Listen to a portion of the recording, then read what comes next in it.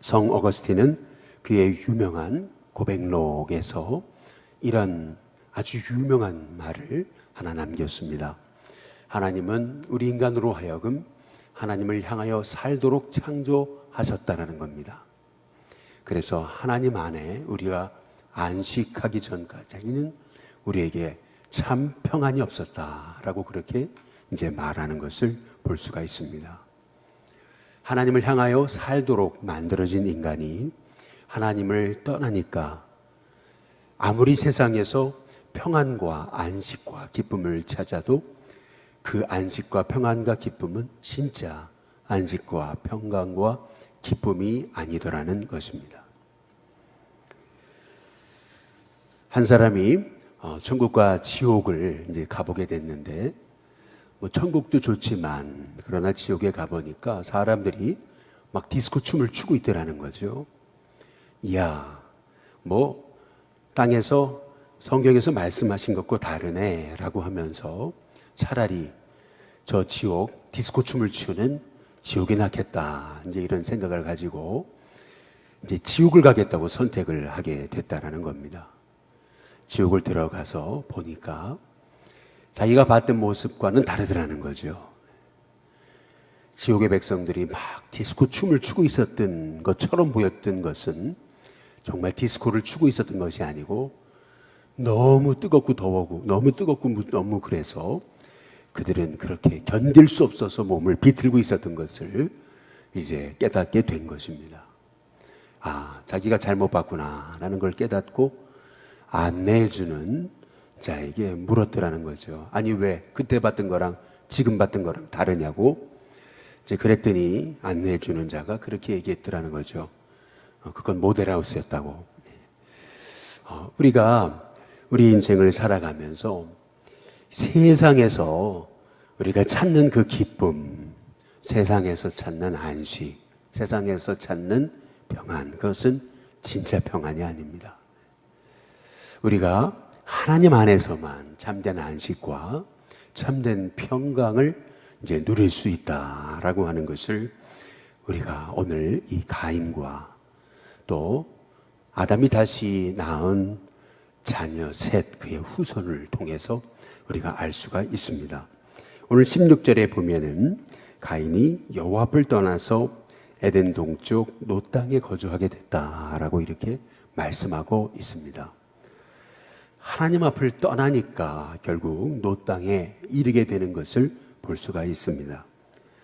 노시라고 하는 말의 뜻은 유리함이다 라는 뜻이 있습니다. 다시 말해 노이라고 하는 이름의 뜻은 우리가 생각하듯이 철, 구리, 동 이런 것을 의미하는 것이 아니고 노시라고 하는 히브리어는 유리함, 방황함이라고 하는 뜻이 있는 것이죠. 하나님을 떠나니까 가인의 인생은 끊임없이 방황하는 인생이 되고 말았음을 성경이 말씀하고 있는 것입니다. 하나님을 향하여 살도록 창조된 인간이 하나님을 떠나니까 참된 안식을 찾고자 해도 안식을 찾을 수 없어서 결국 그의 인생은 끊임없이 그의 마음속에 밀려드는 허무함을 견뎌내고 이겨낼 수가 없더라라고 하는 것을 오늘 성경이 우리에게 말씀하고 계시는 것입니다. 더구나 가인은 그가 하나님 앞에 얘기했듯이 사람들이 나를 죽일 줄 모릅니다. 그는 두려움에 떨었습니다. 하나님이 그에게 가인의 표를 주셔서 가인을 만나는 자를 죽이지 못하게 하셨음에도 불구하고 그는 역시 그가 하나님을 떠나자 그의 마음에 두려움을 이기지 못해서 17절에 보니까 성을 쌓습니다. 아내와 동침함에 그가 임신하여 에녹을 낳은지라 가인이 성을 쌓고, 성을 쌓다는 것은 다시 말해 가인 안에 끊임없는 두려움이 있었음을 의미하게 되는 것이죠. 그는 끊임없이 성을 쌓고 결국에는 자기의 힘을 과시하는 그러한, 실은 그 속 안에는 엄청난 두려움이 있었는데 겉으로는 엄청난 자기 힘을 과시하려고 하는 그러한 모습을 보여주고 있는 것을 이제 볼 수가 있습니다. 더구나 성을 쌓고 그 성의 이름을 아들의 이름으로 에녹이다라고 이렇게 말씀하고 있는 것을 볼 수가 있습니다. 하나님께 영광 돌려야 될 인생이 하나님께 영광을 돌리지 않고 이제 자기 아들의 이름을 높이려고 하는 것을 볼 수가 있습니다. 하나님을 떠나게 되면 사람은 자녀에게 집착을 하게 되어 있습니다. 하나님을 의지하지 않으면 사람은 자녀에게 목을 매게 되어 있습니다. 결국에는 자기의 분신과도 같은 그 자녀의 목을 매면서 하나님을 의지하고 하나님을 바라보는 것이 아닌 자녀를 바라보게 되는 것입니다. 결국에 이 가인의 인생에 이제 다시금 하나 둘씩 비극의 그림자가 드리워지는 것을 볼 수가 있는데요. 19절에 보면은 이 가인의 후손인 이 라멕이 두 아내를 맞았다라고 말씀하고 있습니다. 사람은 돈이 많아지고 하나님 떠나면은 결국에는 사람이 음란에 치달을 수밖에 없는 것이 우리 인생입니다. 돈 많고 힘 있고 가진 거 다 가졌는데 결국에는 하나님 의지하지 않으면, 하나님 잃어버리면은 결국 인간은 자기가 가진 힘, 자기가 가진 정욕을 가지고서 죄를 질 수밖에 없는 것이 이제 인간인 거죠. 결국 이 가인의 후에 이 라멕을 통해서 일부 다처제가 이제 시작되었던 것을 이제 성경이 말하고 있습니다. 하나의 이름은 아다고 하나의 이름은 실라인데 이 아다는 야발을 낳습니다. 이 야발은 가축을 치는 자의 조상이 됐다. 목축업의 조상이 되었던 것을 볼 수가 있습니다. 과거에 양 한 마리, 소 한 마리 얼마나 귀했습니까? 과거에 저도 우리 학교 신학교 친구들 중에서 대학 오기 위해서 소 한 마리 팔았다, 소 팔고 왔다라고 하는 그러한 얘기를 종종 들었습니다. 아들 대학 보내기 위해서 소 한 마리 팔고 또 등록금 내기 위해 또 한 마리 팔고 이제 이렇게 했던 것이 이제 과거였던 거죠. 마찬가지로 이 야발이라고 하는 인생이 가축 치는 자의 조상이 됐다라고 하는 것은 이제 가축을 조직적으로 그렇게 기르게 됐음을 성경이 이제 말하고 있는 겁니다. 가축이 많아졌다라고 하는 말의 의미는 이제 부와 이제 엄청난 재물이 있었다라고 하는 것을 의미하는 거고요. 21절에 보면은 그의 아우의 이름은 유발이다 그랬습니다. 그는 수금과 퉁소를 잡는 모든 자의 조상이 됐다라고 그렇게 말씀하고 있습니다. 소위 음악의 창시자다라고 이렇게 이제 말씀하고 있는 것을 볼 수 있는데요. 인간이 개발했던 발명품 중에 음악하는 도구가 가장 오래된 발명품 중에 하나라는 고고학적인 발견이 있습니다. 실제로 4,000년 전 이미 음악하는 도구가 고고학적으로 이제 발견된 것이 실제 고고학적인 그러한 증거입니다. 사람들은 이렇게 음악을 발전시키고 그리고 22절에 보니까 실라는 두발 가인을 낳았다라고 말합니다. 구리와 쇠로 여러 가지 기구를 만드는 자다라고 이렇게 말씀하고 있습니다. 다시 말해 두발 가인은 우리식으로 말하면 이제 대장장이가 이제 됐던 거죠. 구리와 쇠로 여러 가지 기구를 만들었다. 이제 물질 문명, 문화 문명이 발달되었음을 말씀하고 이제 계시는 겁니다. 점점점 이 가인의 후예를 통해서 문화가 발전하고 경제가 발전하고 그리고 도시가 발전했음을 성경이 말씀하고 있는 것이죠. 그러나 문제는 잘 되면 잘 될수록 하나님을 떠났다는 게 문제입니다. 가인의 후예들은 하나님의 이름을 불렀다라고 하는 말이 없죠. 하나님은 우리를 하나님을 향하여 살도록 창조하셨는데 하나님 안에서만 참된 안식이 있는 것인데 하나님 잃어버리니까 결국에는 이 람에게 노래를 한번 들어보시기 바랍니다. 23절에 보니까 람에게 아내들에게 이르되 아다와 실라여 내 목소리를 들으라.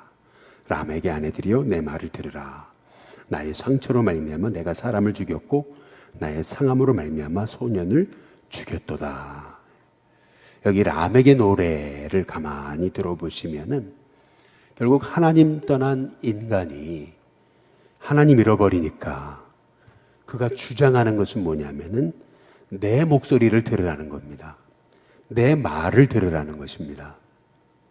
하나님 말씀을 들어야 되는데, 하나님 음성을 들어야 되는데 내 말 들어야 된다라고 말하고 있는 것을 볼 수가 있습니다. 하나님을 떠나니까, 그러니까 자기 생각과 주장이 앞서죠. 그래서 내 말을 들어야 된다고, 내 말 좀 들으라고 이제 말하고 있는 것을 볼 수가 있죠. 그리고 나서 이 람에게 이 노래를 보시면은 나의 상처 때문에 사람을 죽였고 그리고 소년을 죽였다. 이제 이렇게 말하고 있습니다. 장래가 유망한 소년들을 자기 자녀가 개발한 그러한 칼과 창을 가지고 찔러 죽였다라고 하는 것을 이제 말하고 있는 것을 볼 수가 있습니다.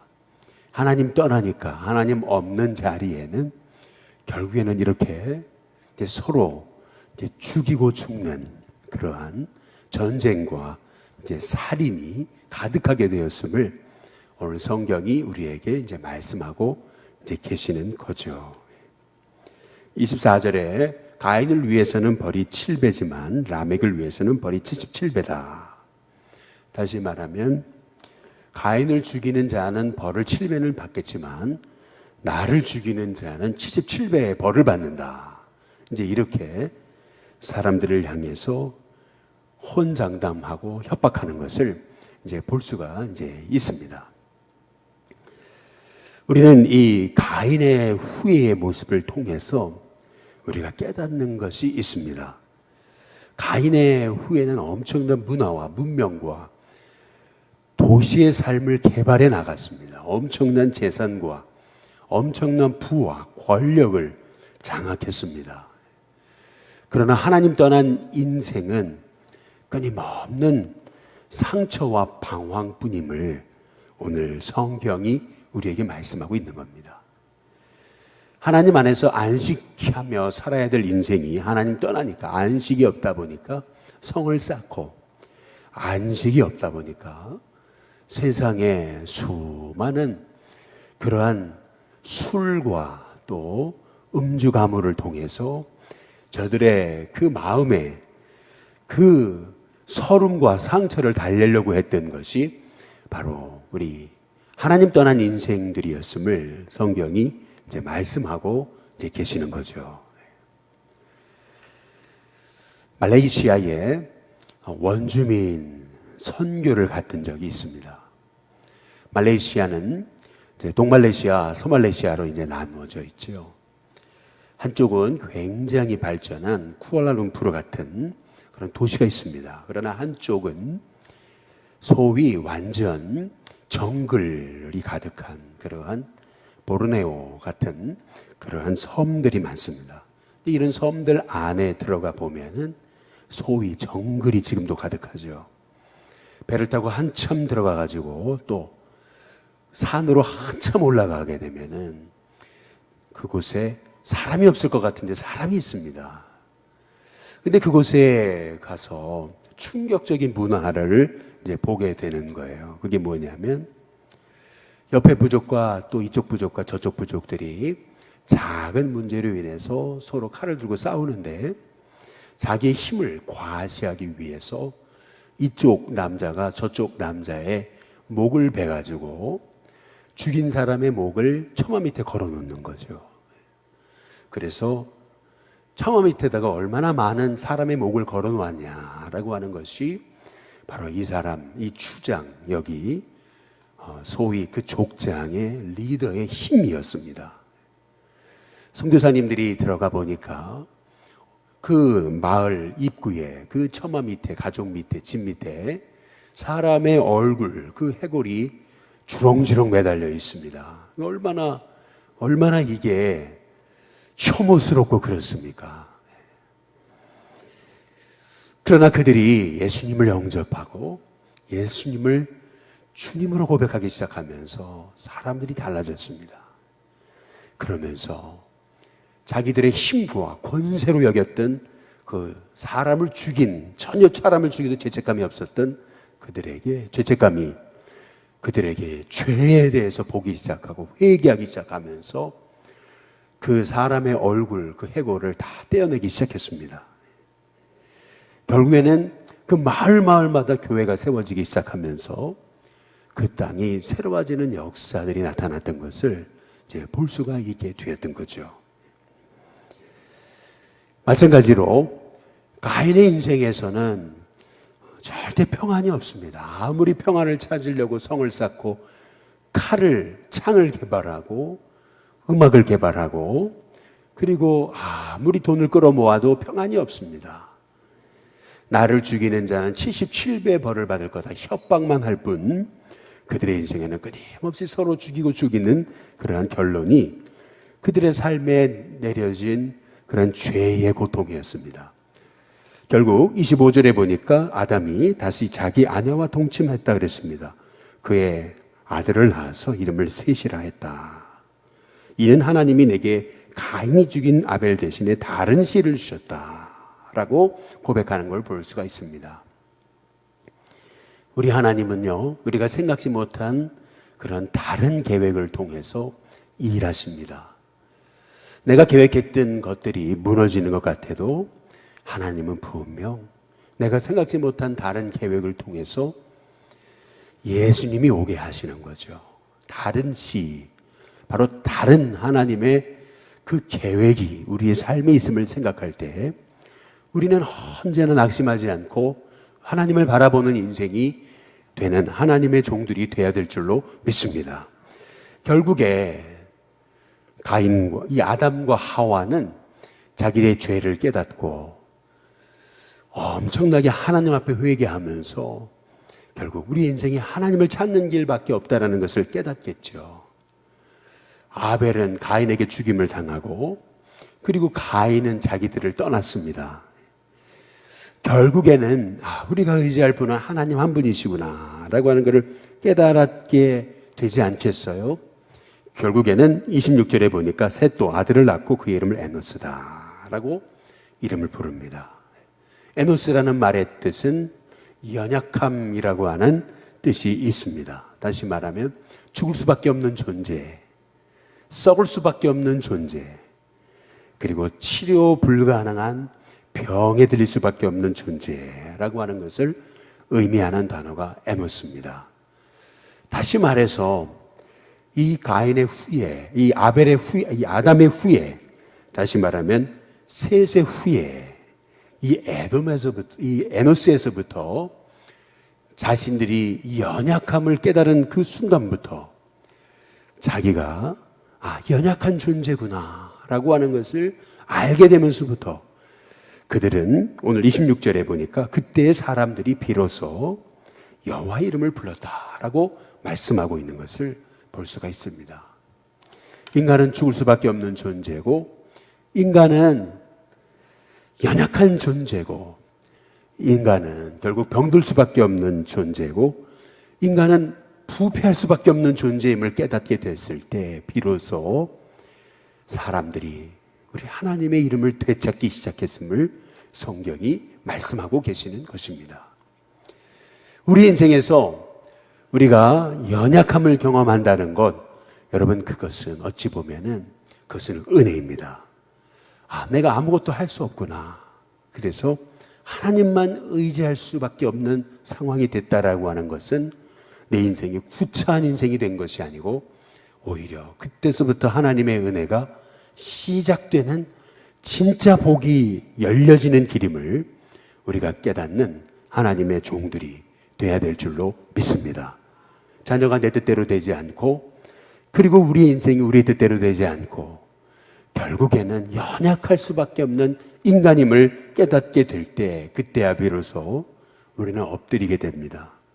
그런데 그 엎드리는 자리가 복의 자리고, 엎드리는 자리가 은혜의 자리고, 엎드리는 자리가 비로소 참된 안식의 자리라고 하는 사실을 오늘 성경은 우리에게 말씀하고 계시는 것입니다.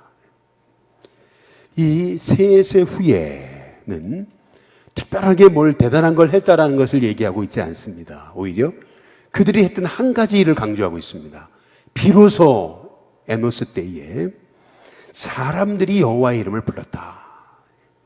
잃어버렸던 하나님의 이름, 예배의 삶, 하나님을 찾는 인생, 하나님 앞에 엎드리는 인생, 하나님을 의지하는 인생을 다시금 시작했다라고 하는 것이 오늘 성경에서 우리에게 강조하고 있는 것입니다. 결국 오늘 말씀을 통해서 우리가 깨닫게 되는 것은 우리 인생의 진짜 복이 뭐냐는 겁니다. 우리 인생의 진짜 복, 소위 야발처럼 가축치는 조상이 돼서 엄청난 재물을 모으고 부자가 되는 게 복이냐는 겁니다. 우리 인생이 소위 두발가인처럼 칼을 만들고 해가지고 엄청난 문화 문명을 발전시키는 것이 복이냐는 것입니다. 우리 인생이 소위 판검사 돼가지고 엄청난 권세를 가지는 것이 복이냐는 것입니다. 성경은 우리의 인생의 진짜 복이란 어떤 판검사 되고 유명해지고 돈 많아지고 부자 되는 것이 아니라, 성경이 말하는 복은 진짜 하나님을 잘 믿는 가정과 가문과 자녀가 되는 것이 진짜 복임을 오늘 성경이 우리에게 말씀하고 계시는 거죠. 결국에는 예수님 잘 믿는 게 복이다. 하나님 찾는 인생이 복이다. 결국에는 예배자가 복이다 라고 우리 하나님께서 우리에게 말씀하고 계시는 것입니다. 하나님을 잘 믿는 믿음의 가정을 꿈을 꿔야 된다라고 우리 하나님께서 말씀하고 계시는 것이죠. 바라기는 저와 여러분의 인생 속에서 하나님을 찾는 인생이 될 수 있게 되기를 주님의 이름으로 축복합니다. 뭐니 해도 우리가 세상적인 부귀영화보다 하나님을 잘 믿는 믿음의 삶, 믿음의 가정, 믿음의 자녀가 되는 꿈을 꾸는 그것이 진짜 복임을, 그 진짜 복을 우리가 찾고 우리가 하나님을 의지함으로 우리가 하나님께 진짜 하나님의 은혜를 힘입는 하나님의 종이 되기를 위해 기도하는 저와 여러분이 다 되시기를 주님의 이름으로 축복합니다.